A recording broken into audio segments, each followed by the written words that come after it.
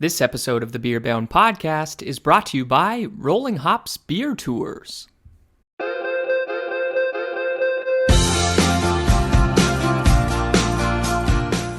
Hey everybody, Garrett here from Rolling Hops, as always joined with my partner, Andy. We're here to tell you guys about our virtual craft beer tour offering. With what's going on in the world, unfortunately, we haven't been able to run our historical craft walking beer tour, so we've pivoted to taking the virtual experience of craft beer directly to you guys. Wonderful for team building events, corporate events, even just a night out or in, for that matter, with your friends and family. And we're doing this online. Have any questions about the beer tours or want us to tailor make an event for you? Just shoot us an email or send us a message on any form of social media. Rolling Hops, you can find us everywhere. RollingHopsBeerTours.com is where you can get a hold of us, and we'll see you guys soon. Cheers.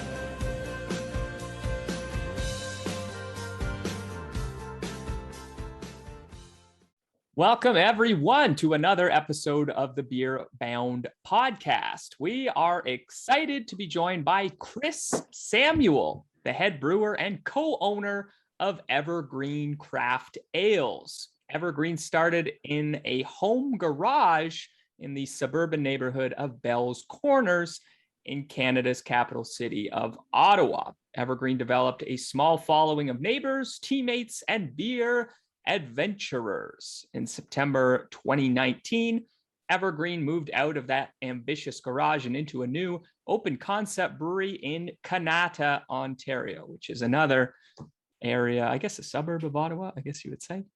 Where the West End. Yeah, where the Ottawa Senators hockey play, if I'm not mistaken. So experimentation and trying new things has been part of the brewery's history. The team at Evergreen Brewery, they brew what they like to drink, which makes sense. They endeavor to always have an array of different styles to choose from, typically having 8 to 12 different beers available at any given time. So without further ado, we welcome Chris to the Beer Bound Podcast. Hello, Chris. How's it going, Garrett? How's it going, Andy? Good to meet. Nice to talk with you. Great, thanks. Welcome. Welcome indeed. Chris, start us off. Who are you and what do you do? I'm the founder, co-owner, head brewer, pretty much do everything guy at Evergreen Craft Ales. I've been doing this now commercially since in my garage for a little over 6 years now. And prior to that was a home brewer for probably about 6 or 7 years. And here we are. So I have an initial question for you. Why only ales, Chris? Why craft ales and not beer? What, you got something against lagers, perhaps? Absolutely not. We do lagers as well too. It's a combination of practicality and an homage to my inspiration brewery. So the practical side of it is that trying to find a .com domain name using Evergreen Brewing Brewery blah blah blah other word was not available. As a former software developer and web guy, I feel very strongly you need to have your own .com domain as part of that, and Evergreen Craft Ales was available. Now, the Craft Ales part was probably not a great. I thought about this, but that my inspiration brewery is Dogfish Head, and Dogfish Head is Dogfish Head Craft Ales. And so I figured if Dogfish Head can do it, then we can do it. And if in the end we end up making lagers, then so be it. People can call us out on it, and so what? So yeah, that's where the ales part comes. We are definitely a more ale-centric brewery, but I have nothing against lagers. It just is what it is. Fair enough. Yeah, there's a rhyme and reason to everything. If you needed that .com, why not? Yeah, I have heard a few breweries that just tout themselves and associate themselves with ales. I don't know if Garrett, have you or Chris, have you heard of the opposite, like something craft lagers? Have you ever heard of that? No, I know breweries that do exclusively do lagers, but I don't know of them actually putting lager in their name. Yeah.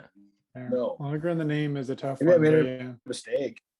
I find that generally, for the general population, they use the terms interchangeably. Really, ales and lagers is really, it's more of a technical kind of, more of a brewer's kind of thing to really expose. Some people say, let's go for a bunch of ales, or I only drink lager, but it's used interchangeably in the market for most people in the market, I think. So I don't think it causes too much confusion.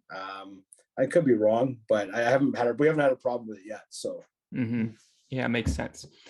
Chris, can you dive a little bit into your home brewing experience, why that started, the passion that inspired you to go into such, I guess, what was essentially a hobby at first, I guess, and then it evolved or spiraled, snowballed, if you will, into something more of a profession?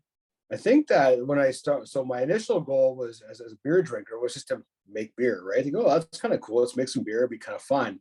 I think that when I started home brewing, it was kind of the golden age of home brewing in Ottawa anyway. So there's a local home brewers club called the Members of Barley Mint. And it's just a mailing list actually. And, guys meet up and all that. But when I started, it was exciting because you couldn't just go to like the local homebrew store and, get your nice shiny 10-gallon kettle or whatever, getting stuff was a little bit more of a challenge to get equipment. So there was lots of these group buys with this group. And so, guys would pitch together and buy kegs or hops or whatever. And so there was a certain excitement about getting stuff that you couldn't get easily, that was only available to commercial brewers. And so I think that's what probably inspired it, because now I see a lot of the guys that are still part of that group. Most of them are still part of the group for the social aspect of it, but I don't know how many of them still brew as seriously as they would have like 10 years ago. The difference also because with the amount of good beer available in Ottawa now is amazing. It's crazy. There's tons of good beer, so you don't actually have to be able to brew your own beer to get that really great hazy IPA or that really nice smooth lager or whatever it is. You can just go down to your local craft brewery and buy it. So the excitement for me was there's a tinkering aspect to it. There's building new systems and trying new things. It originally started off with the typical orange cooler with a kettle out in the backyard on a propane burner, copper coil immersion chiller for chilling it and all that kind of stuff. I then bought a single tier propane system in my garage, and then put an electric system in my basement. And that's kind of what started to get the garage license, because at that point I was kind of like, well, I'm making pretty good beer. The problem I always had with home brewing is that you want to keep brewing more and more and more and more, but eventually you get to a point where you have too much beer. And so the next thing you do is you try to give it away, right? But giving away beer is not as easy as it would seem, because you always have to have a container to give it away in, right? And so you have all these leftover growlers. You're like, okay, well, here's a growler that you never get back. And you're kind of like, oh, well, what do I got to put in next time? And so that's kind of where I got the idea to kind of start the smaller brewery. And this is a way to keep brewing. And actually, I figure if I could sell some of it, then that way I could keep brewing and brew more beer, because you're limited with the amount of fermentation space you have, right? So that's kind of where it all started. And I think that had I started home brewing right now, I'm not sure it would have been as exciting as it was back then, because back then there's so many things were changing and you're just discovering all this new stuff. And now, like the internet's full of every kind of recipe you could ever imagine. It's not quite as, for me, it would not be quite as interesting starting it right now. Yeah. Chris, do you know Mark Plant? Mm-hmm. Yeah, Mark and Justin out straight up, for sure. Yeah, that's right. And we interviewed him maybe, Garrett, I think about a month ago. A little less, maybe. Yeah. Uh-huh. Okay. Yeah. You're making so those guys are very similar to us in the size of their brewery and kind of what they do. And I've known Mark and Justin for, I don't know, probably 4 or 5 years, like through the mob. And I mean, a lot of the breweries in Ottawa, probably half of them started out of the mob. So, it's a pretty tight knit group of people in the city. I'd say so. And that's kind of how how he outlined it as well. And then you guys bouncing ideas off each other. And obviously the community is very tight knit, which is pretty neat. And maybe I'll go ahead and sort of ask a similar question that I did ask Mr. Plant. And it was, for you, Chris, what was that eureka moment where you were home brewing and, you knew all of a sudden, I want to do this as something a little bit more than just home brewing, like actually putting that into, let's say a quote unquote commercial style brewery. I know you guys were just out of a garage for a bit, but what was your eureka moment? I don't know if there was a eureka moment or not. I think that the brewing presented a challenge to me that I wasn't finding anywhere else in my life at that point. So I was a software developer prior to this, and I found that as you change from company to company. You're really just reinventing the same wheel, and you're solving the same problem a different way. And it got pretty boring. Brewing kind of kept my brain engaged for a lot longer than other things have. And I think that maybe it's kind of like, they say you're an addict or something, where you're constantly trying to get the next best thing. And I found myself trying to make the next best beer that I liked.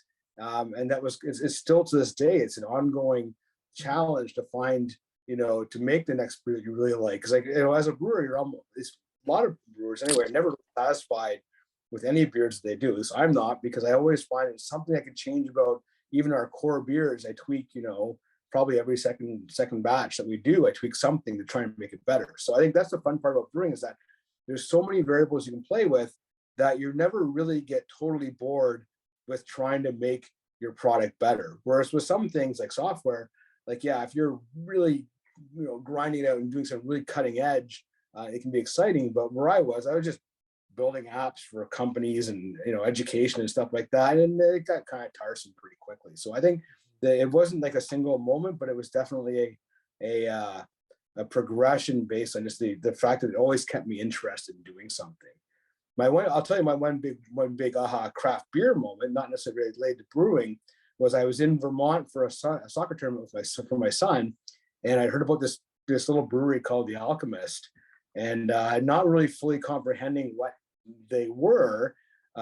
We drove out after one of his games to the Waterbury brewery they had, not the brew pub, but the actual brewery they had there, and got in line and saw these guys all this huge lineup. I'm like, wow, this must be pretty cool. It must be pretty good, right? And so I was talking to these 4 guys in front of me who were going on a canoe trip out in the wilderness for 2 weeks. And they each walked out of there with 2 cases each of Heady Topper, because that's all you could actually get. The limit was 2 cases.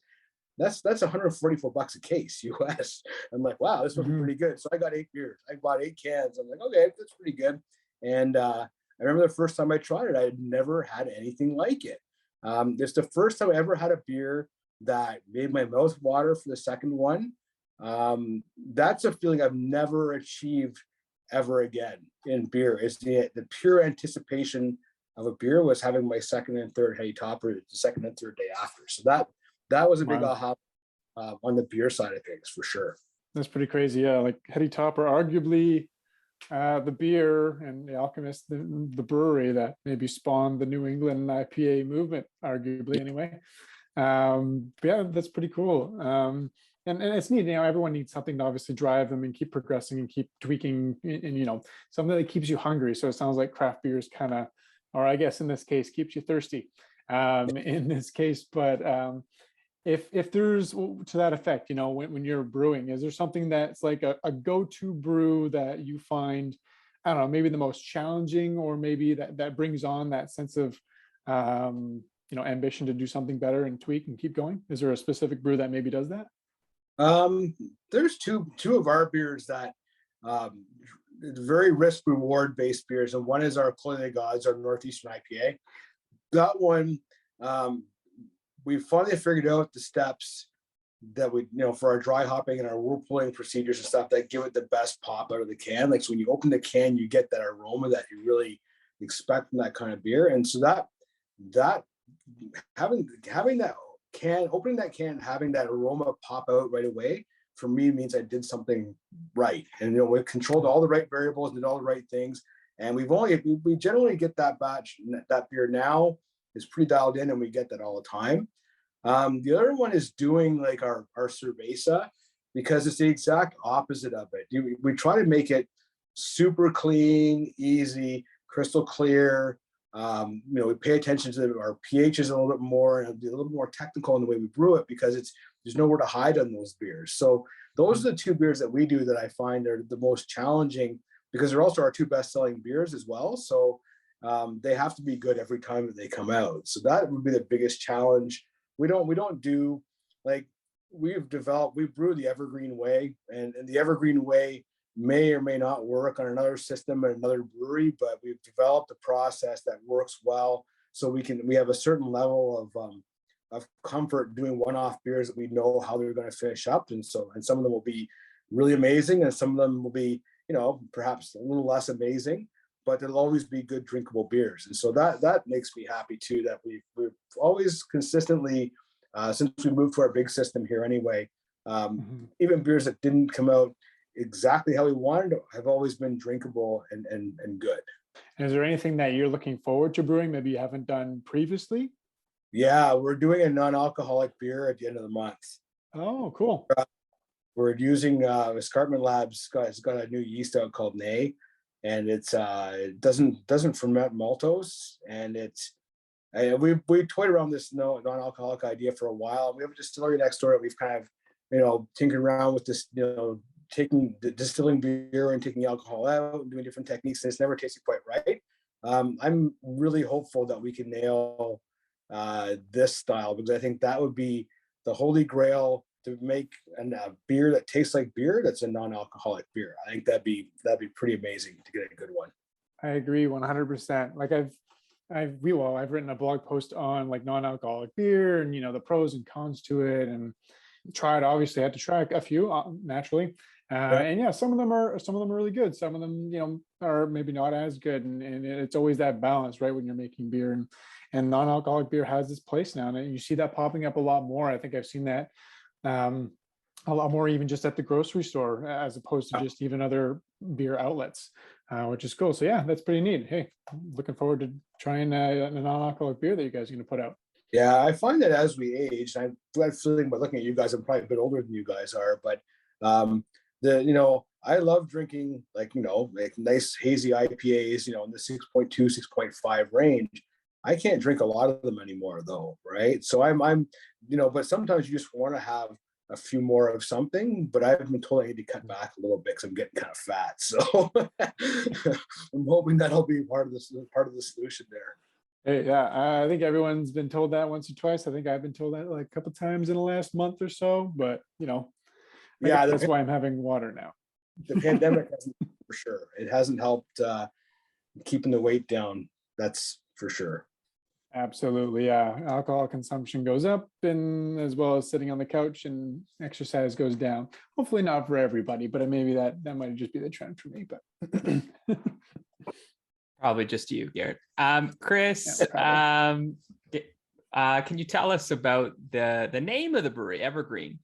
I mean, I guess I could guess or surmise potentially why you named it that, but can you tell us why you did? Evergreen Drive was where the brewery was started, and that's where I've lived ever since I was home brewing. And it's we went through a lot of different names, and it's tough. It's tough coming up with a name that kind of reflects who you are and what you want people to perceive the brewery as. And Evergreen has been, for me, it's because it's my street. I mean, we have the original street sign from my street there at the brewery. It's where a lot of good things have happened in my life in this house. And so I look fondly at that. We also get a lot of comments like, well, what about trees? Why isn't your logo an evergreen tree? I'm like, well, it's not about trees. And so our logo is actually the city of Nepean, which is where Paul's Corners is in. It's the same font. It's a street sign, kind of like Mill Street. And I figured that if I ever did get out of the garage, it would be transferable enough, as opposed to if you lived on John Street or something, it might not quite work out as well. But Evergreen, you can interpret it however you want. And so that's kind of why I picked that name, and it seems to be holding up for us pretty well. Mm-hmm. Yeah, it's a beautiful name. Sounds very Canadian. Is there a reason why you decided Kanata as your location as opposed to maybe Ottawa? I mean, looking at the state of downtown Ottawa right now, maybe not a bad idea, but yeah. It is Ottawa though. I mean, Kanata is really like, we're all actually in the city of Ottawa. There's the actual city boundary. It goes out just west of Ottawa, or west of Kanata. So we are in Ottawa proper. We chose that location because we couldn't find anywhere. Well, we spent almost a year looking for a location, and it was either too expensive, not big enough, or didn't have a lot of the characteristics that we want. And so this unit, one of my partners actually bought the unit instead rather than leasing it, which has been a godsend through COVID for sure. Because everywhere we looked at was 40. Everywhere that had good foot traffic was looking for $40-$45 a square foot. And we're like, holy crap. Because the difference with the brewery is that you have all this space that's really doing nothing, right? Like your fermenters are full, but you're paying for this expensive property, but it's just sitting there, right? Like it's not an active space like your tap room would be or something like that. And so we had to balance out the cost and the amount of space we get, the foot traffic, and all the criteria that we had. And this location fit the criteria fairly well. I wouldn't mind having more space for sure, but it's a gorgeous location. It's got windows on front and back of the building, so it's bright, it's spacious, it's airy. It's really a nice spot that we have there. So we had something that we couldn't find anywhere else. We put it in offers like a couple other buildings, and it didn't go through. And we just looked at other locations, and they just weren't the right spots. So this is kind of how we ended up here. Chris, as both a co-owner and a head brewer, how do you juggle your time? Like we've talked to a few individuals as ambitious as yourself, tackling both sides of the coin, but do you find yourself committed to more of the administrative side or more of the actual beer creation side? What does your day-to-day look like?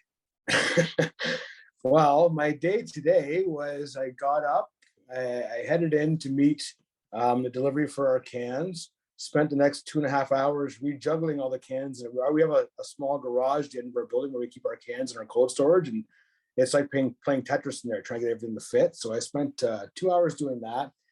Came in today, cleaned out our kettle, ran some acid cycles on some fermenters, then went and sat my laptop for a bit, applied for some government grants for the COVID stuff, talked to my taproom manager for a bit. And I was planning on going visiting a couple of guys. We were going to go out to Crooked Mile in Almont and go see my buddy Nick out there for the afternoon, but the afternoon just kind of got away on us, so we couldn't even go and socialize for a bit. So I have partners who help with the finance side of things and make sure that we have things kind of running smoothly on that side. We are hiring right now because we do need people. I'm looking for another brewer. Actually, my assistant brewer left to Montreal in December, and which is too bad. But so we need another brewer, and we need someone to help run the front of house stuff as well. So right now, I'm just juggling a lot of different things. My happy space is back in the brewery by myself, just doing beer things. But it's a business, right? Like I spend probably only 10% of my time actually brewing, and the rest of the time is just doing business stuff, right? There's always something to do. Doing a podcast, or whatever it may be, there's always something else to do. So I don't, the administrative stuff I actually really don't like, but I do like playing with numbers and seeing what we're doing. So, but it can be a bit of a drag sometimes, that stuff. Do you have a preference in terms, like if you had it your own way, would you prefer to shift all of your focus to brewing? Do you kind of enjoy some of the steering of the ship of the actual enterprise? What do you like to do, Chris? The brewing part is fun. Like it's fun to brew. I could do without cleaning tanks. I could do without hauling grain down to all the mash out grain down to where we get picked up from. I mean, that's just all physical labor that kind of takes a toll on it a little bit. But I think that, the one thing I do miss is being able to sit and chat with customers. It's, the past couple of years have really taken a chunk out of the fun part of that, just because the tap room has been closed, open, closed. Festivals have been non-existent for the past 2 years. We did a lot of farmers markets this summer, which is fun. We got to talk to a lot of customers there. But I would prefer to be on the beer side. I'm a little bit more introverted perhaps than most people who are part of a brewery. You kind of have guys who are a little bit more gregarious and outgoing, and I'm not generally that guy. It takes a lot of effort for me to kind of get out and talk. But yeah, I'd like to be on the beer side of things more so than the business side of things, for sure. We've had a few discussions about that. I think Garrett and I agree that the introvert types do better as brewers. What would you say to that? Absolutely. Because there's a whole other side of the business, right? Like the selling side of things, or the business side of things. And that, that's a tough part of the business. It's a very important part of the business. And like I know Mark, for instance, the Stray Dog is great at that. He loves to get out and talk and do kinds of stuff. For Justin's the head brewer and his partner, a little bit more quiet, not quite as talkative as Mark would be. I don't have that balance in my partnership group because my partners are generally, they have their own companies to run, so they don't really actively engage with what we do day to day. So we try to balance that side as best as we can, but it's tough doing that for sure. Trying to do both things. Yeah, I can imagine. There's only so many hours in a day, isn't there? Yeah. Do you know also, Chris, do you know Dave Longbottom? Yep. At Flora Hall, absolutely. Yeah, there's so many connected with so many brewers in Ottawa. What's running through the water of the Rideau River there that makes the beer so good in Ottawa, Chris? I don't know what it is. I think that we're Ottawa's kind of a small town, right? I grew up in Toronto, so I know the Big Smoke. I know how it all is down there and all that. But I left Toronto after my first year of university. So Ottawa's a really small town. Everyone's just a little more chill. We're not as competitive. We just kind of do our thing, and I think that kind of shows in the kind of beers that we make. It's a little bit more relaxed. Not many breweries doing over the top stuff up here, but everyone's just making good. It's like the government. We're a government town, government and tech, right? Very stable, very kind of calm and easy, doing things well, but not really getting all the accolades that we feel we deserve. So I do find that Eastern Ontario gets neglected by the Toronto media for sure from the beer side of things. So we're kind of an afterthought. It's like, oh, there's Bows out there and that's about it. Maybe on the Pale or some of the other bigger guys like that, but we get neglected a little bit, but we're okay with that. We do our thing and we're all happy with it. Fair enough. I think that's definitely changing. I think I think Ottawa has its own reputation of being quite synonymous with beer production. Yeah, maybe it comes down. So as someone who grew up in Toronto, it's I always get a chuckle up here because there is definitely a people from Ottawa look at Toronto and I don't know, I wouldn't call it jealousy, but there's a kind of chip on the shoulder, maybe something to it, right? For me, I'm a Leaf fan, not a Senators fan, and it's tough for Senators fans up here because the Senators were really good for so long, and then Toronto beat them in the playoffs so often, and it's just kind of enhanced that kind of Toronto's at the center of the universe thing. And on the beer side of things, I think that we like to get our props where we can, and I think you are right. We are developing our own scene up here, as much as Toronto has its scene down there. So it's getting there, but I mean, it's a different place up here. It's just that Ottawa is an island unto itself, right? We're just kind of our own thing and do our own people, and that's just kind of what we are. I wouldn't call it an island necessarily, but maybe I don't know, I guess Andy and I have interviewed a few Ottawa brewers and owners over the last little bit, so we're getting a different perspective, us closed-minded Torontonians, I suppose that we are, but it's nice to know that Toronto has such a vast ecosystem of great craft beer. Yeah, I'm not saying that there's any that I'm definitely not knocking the Toronto scene, because I mean my favorite beer tour that I did down was in actually Queen Street East, out where Radical Road and Godspeed. No, yeah, Godspeed. Godspeed. And, most guys, where most guys would gravitate to a different area than that. But I had a blast going through it because it's kind of like not as well, maybe it is hip and trendy now. I don't know. It didn't seem very hip and trendy back when I was there, but it's another cool little area, and it felt like a little bit like Ottawa. Off the beaten path, perhaps you might describe it as we do. Mm-hmm. And we got a tour on the East End. That's typically how we like to describe it, and like keeping people, or not keeping people, but showing people a little bit outside the the big epicenters and like the wonderful little spots of Toronto that are definitely well known and loved by the local community, but sharing that with everyone else. So yeah, we can 100% relate to that.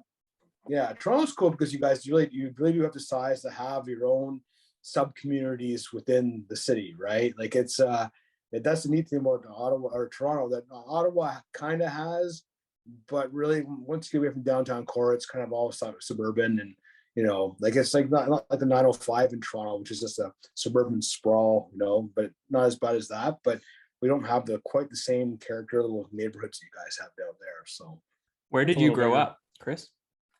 I actually grew up in Richmond Hill, actually. So maybe not really Toronto. So I am from the 905. But when I moved to Richmond Hill with my parents when I was in grade 3, like Major Mackenzie Drive was the northern frontier right there. There was nothing but like little small rural towns north of that, right? Now you go down there, it all blends into one big mess of houses along there. Very large, very almost looking the same-ish houses. Yeah, it's kind of it's in Ottawa certainly get a bit like that too, but not to the extent of what it is down there. It's nuts down there. I have lots of friends that still live down there, and I don't know how they do it. It's so busy. Mm-hmm. It is. Yeah, Toronto's bad. Chris, do you see the growth in Ottawa in terms of craft beer and craft breweries? Do you see that growth continuing since your inception a few years ago, or has COVID really kind of stalled things in Ottawa? Have you seen any breweries open up after you? No, we would have opened up right around the same time as Brew Revolution in Stittsville. I don't think. No, there's one that's opened since then, but not like there was a kind of a gold rush time where they were opening up all the time. But no, it's I don't have a good point of reference as a commercial brewer right now because we opened 6 months before COVID hit. So our first 6 months were really just figuring out what the hell we were doing.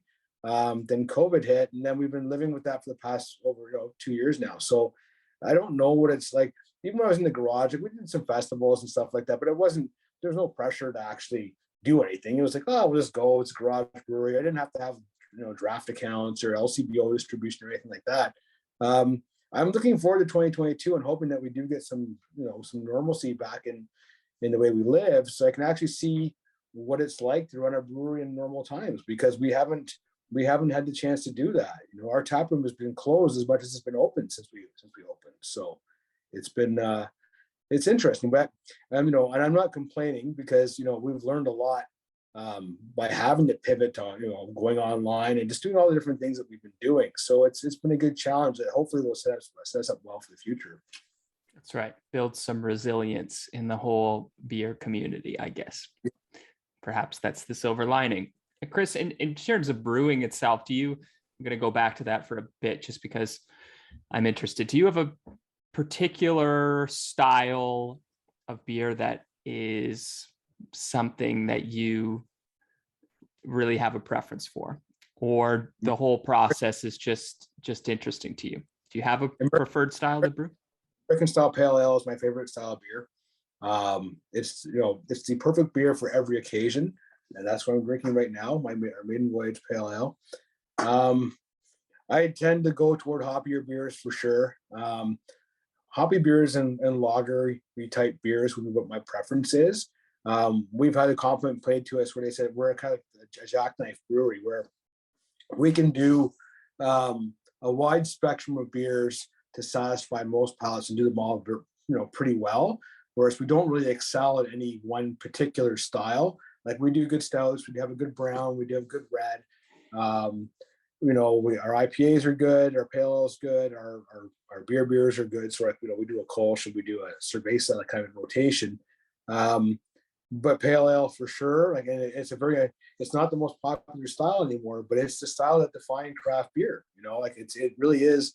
Back when Sierra Nevada, came out with Sierra Nevada Pale Ale, that really kickstarted craft beer and introduced people to what hoppy beers are like. So that's the number one style for me personally.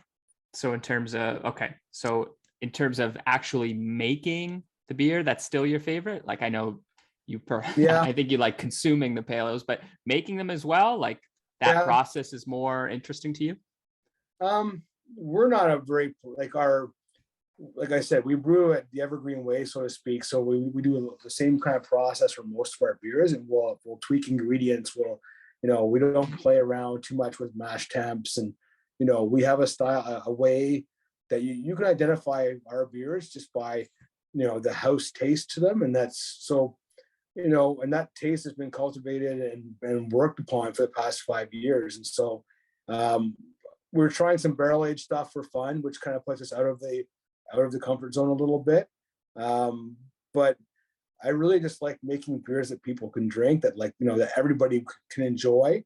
and that I can recommend to someone and say, they're like, oh, I don't like dark beers. Well, here, try this one. It's not going to be overpowering. It's not going to be too in your face. So I think that from a brewing perspective, we might be kind of boring in that respect, I suppose. But it's my goal is always to make something that's drinkable, that I can take any kind of beer drinker, put them in front, and they'll be able to understand why I'm giving them this beer, because of it tastes like this. And once you explain it to them, like, oh, it opens up their minds to different beers, so different flavors, different styles. So there's something to be said about consistency, right? Being consistent, that you can always go and get a good beer, and it's not going to, you're not going to try something that's like, oh my God, like that's blowing you away with hops, or like this is the strongest stout I've ever drank in my entire life. It's good knowing you can go to a place like that and still, try everything on the menu, and you're going to enjoy it all. And you can try it with, I don't know, different snacks or at different times, and still be, satisfied. Yeah. We steer away from high alcoholic, high ABV beers. Like I think the highest alcohol beer we've done is like 6.5. We don't do strong beers because I don't like drinking strong beers. And I find that for a lot of people, especially where we are in Kanata, like breweries downtown are able to do some stronger stuff, some more experimental stuff and get away with it. For us, we find that people like what they like, and they come back for the same thing a lot of the time, more often than not. So when we first opened, I really had this notion that I could brew the way I did in the garage and just brew a new beer every time and do whatever I want. It would be great. But eventually people are like, well, what happened to that beer that was really good? Why don't you have it anymore? It's like, oh, we thought we'd do something different. Well, I really like that beer, and so it came down to, we had to kind of settle on, 6 or 7 kind of core beers that we try to keep around most of the time. That only leaves one or two tanks available for experimentation, which we do try different beers when we can. But once you start getting to distribution through LCBO and beer store and grocery and all that, you have only so many tanks you can keep tied up, because you have to keep certain beers in stock all the time, right? So we are doing more experimental type stouts right now. I think stout is a really great way where you can really play with fun ingredients and play with richness and play with you can put tart and sour in there, and you can really play with sweetness more, where the expectation is not always that it's going to be super drinkable. Like it's a stout, I feel like you can have it's the kind of beer where you can make one where the person just drinks just one, right, and they enjoy it and they're happy. Whereas if you're drinking stuff where you want people to drink more than one, like pale ale, Kolsch, cerveza, and regular IPAs definitely fit the bill more, I think. Yeah, I think that's fair to say. And obviously depending on the intensity of the stout as well. And we're coming off of stout season, as they say. So, maybe that'll increase, the volume of stouts will increase a little bit. But I'm happy you mentioned that, because I was looking on your website and I saw that salted caramel stout, which sounds absolutely unreal. So how did that one come to be? We wanted to start playing around with, so we're trying to make stuff that's motor oil thick, sweet, heavy, but still drinkable. So that one, we got the caramel side down pretty well. We chickened out on the salted part a little bit and didn't put enough salt in, so the salt really didn't come through the way we hoped. But in the end, though, it's been our best selling stout that we've made, in spite of the fact that all the salted caramel stout, it doesn't taste salty at all. So that base has given. So we did another one, which was a Black Forest cake stout that we did prior to that one. But the base from this beer actually really lends itself well to the Black Forest part, better than the last base that we did. So we're taking this beer now, and I actually brewed this on Tuesday. We're taking that base beer, and then we're going to add the tart cherry to it and add the vanilla to it and really get that Black Forest cake. And I think that this next batch will be exactly like a Black Forest cake, the tart cherry and chocolate in a stout is freaking amazing. Like, it's such a great combination. And the next one, when this is ready, is going to be really good, I think. Cool. Now, you don't see too many stouts with the tart flavor component to it usually. No. But that usually I like to go and try them, because they are pretty unique and very interesting. Yeah, this one, the tart cherry especially really lends it, because it's not sour, right? It's tart. So you get a little bit of acidity in your tongue there. You get a little bit of sweetness from the cherry in there. Then you get the lactose filling in the vanilla. It's really a nice mix. And I love Black Forest cake too, so that's another thing that kind of helps. Of course. Who doesn't, right? Yeah, that sounds very decadent. Yeah, a decadent beer. Chris, I like what you said earlier about, oh, maybe some of the breweries in downtown Ottawa could get away with creating a style, something a little bit unorthodox. Do you think that, I like that you said that, do you think that there is a very different palette between the typical downtown urban beer consumer as opposed to maybe a more suburban type? Do you think there is a big difference that you could typically distinguish in those two I think demographic so. areas? I think so. So the one thing that's for sure is that, anyone between the ages of 20 and 50, they really seem to like hazy IPAs. I mean, that seems to be, as much as people can argue against it and say, well, no, it's the fad, blah, blah, blah, whatever. Every age group likes those kind of beers when they come into our place. If you go down to, on Somerset Street, there's a brewery called Spark down there, and John makes great sours, great. His IPAs are great. Like, all of his beer is great, but I'm not sure how well it would do because he doesn't do anything like like we sell more cerveza than we do of most of our beers in general. Now, I don't know if John would sell that much cerveza down there, but he has his beers are so well crafted and so unique that it's, people will come into the bar and it's a more of a cool thing. Whereas we sell a case of 24, people will walk out with 24 beers, and unless we're taking to the cottage that weekend, right? So I think that the different demographics and different age groups are looking for different things. For us, we definitely have seniors that come to our brewery, and or people over 50 will, which I shouldn't say are seniors, but we have an older demographic that comes into our tap room. Will come with their families, and they're usually bringing their adult children with them or something like that. Whereas whenever we go out downtown, we're usually the oldest people around, from our group. And like our staff, all of us are generally over 30.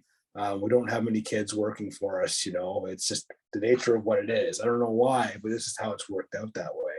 So I think there's a difference, and you go across the city because, Straight Odd, those guys do really good beers too. And, they actually, well, they're this one, the Cali Common, that's your regular beer, right? And so they have that, and they sell a lot of that too. So probably a difference. I don't know. What about Toronto? How do you guys find it down there? There's not many breweries. Good question. Okay? So I didn't catch the last part. You said there's not many breweries in Toronto? No, in the 905 area code though. So oh, I see. Well, yeah. sure. It's funny because the 905 is bigger than you think. Like because it goes all the way. It goes all the way to Niagara. Yeah. And there's a lot of breweries in Niagara, and there's a lot of breweries in Hamilton. Yeah, so I'm talking like go far north is like Barrie, south to Highway 7, west you're going to where out past Vaughan for sure. I don't really know past Vaughan. I don't know. I never went out there. Like Milton area, maybe. Right, but I mean, like so Mississauga or like. Yeah, but there's not a lot of breweries out there either, right? Like not. No. So I've always down there. Whereas Ottawa, we have it spread out pretty close. We have a brewery in at least probably every neighborhood in Ottawa has at least one brewery in it. Yeah, pretty much. Mm-hmm. So like old Mississauga, when you're getting to Mississauga, you got like old Credit and Stonehooker. I guess Stonehooker maybe wasn't Mississauga necessarily. Yeah, I guess that's a good point. Like there is obviously a very large concentration in Toronto, like Toronto proper. Yeah.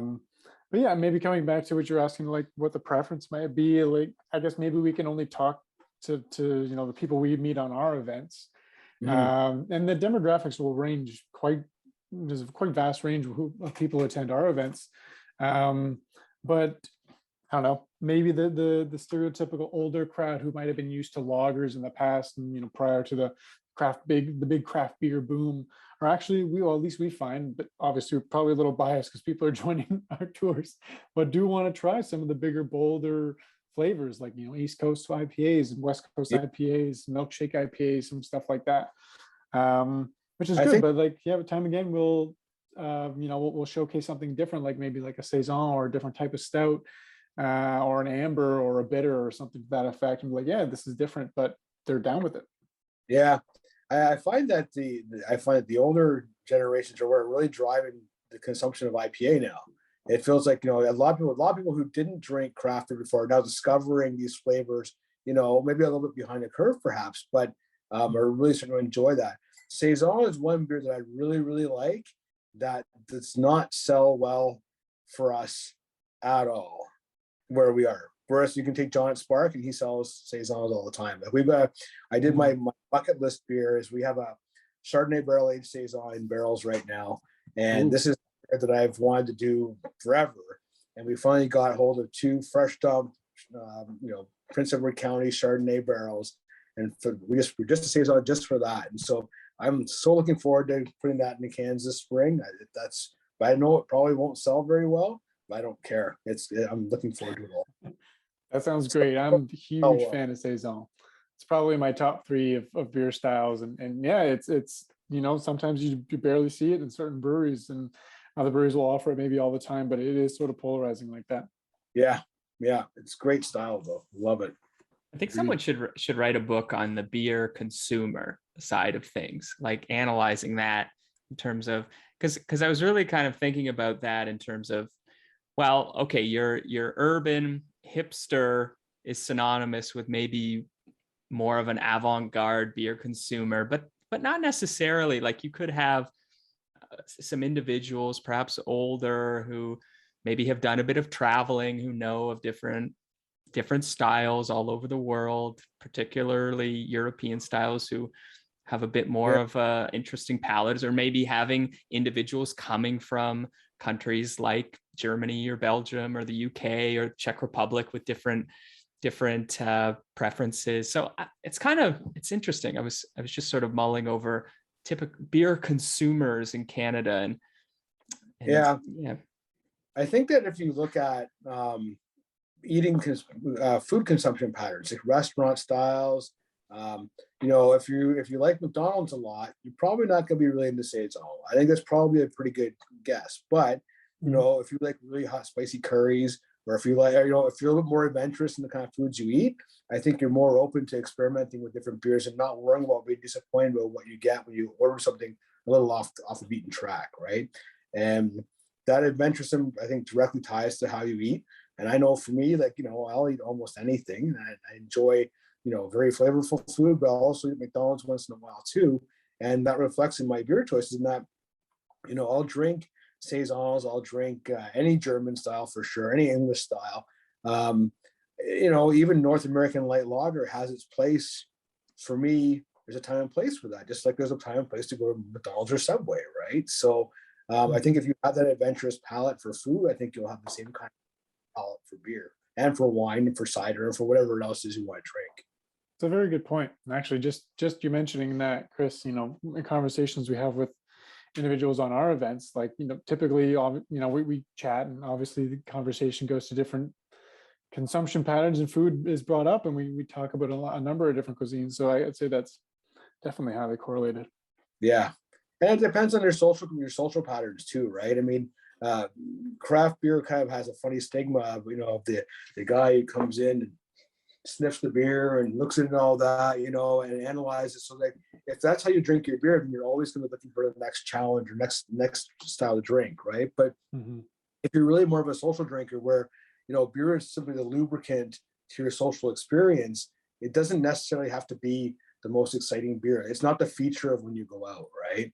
And I think that's probably the biggest difference between the two different kinds of consumers. Are the ones that are looking for the untapped adventure badge of whatever, versus just going out with their friends, and they're not really thinking about what they're drinking. They know what they like, they know what they don't like, but as long as the flavor of that beer doesn't interfere with their social interaction, then the beer is probably good enough. It doesn't have to be the most whatever beer. And so that's probably the difference between the two different kinds of consumers that you're going to see out there as to what they're going to be drinking. That's a good point. These are all great points, the different, craft beer consumer thresholds. Like Andy said, we'll have to write a book on this, Chris. We'll get together, put our heads together, come up with the consumer's guide to craft beer. Yeah, but the problem is it's so subjective, right? Like, that's the thing, is that one person's perspective is different than the other one, just by their palate or what they've eaten the day before or whatever. So that's very true. Sure. I feel like you can have you can have a few different beer snob personas as well. You can be someone who's really into the quality of the beer, like getting a traditional style really, really good, or going kind of the other way, being like, let's get as avant-garde and as explorative as possible. And like that could be your angle potentially. Like I feel like there's a few different camps. Yeah, and breweries fall into those different camps too, right? So Right. I mean, there's a brewery in Carleton Place, which is west of here, called Braumeister, and they do exclusively German style beers. Like that's all they do. It's all about beer hall, whatever.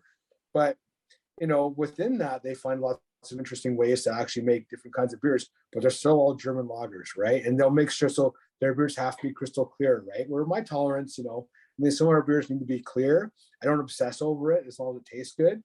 But that's a different example of just kind of what your perspective is on the brewing side of things. Yeah, well said. Chris, we're coming close to our hour mark, but I always want to give our guests an opportunity to tell us about maybe something that's coming up at Evergreen, maybe for this year. Do you have any particular plans for the next 11 months in 2022?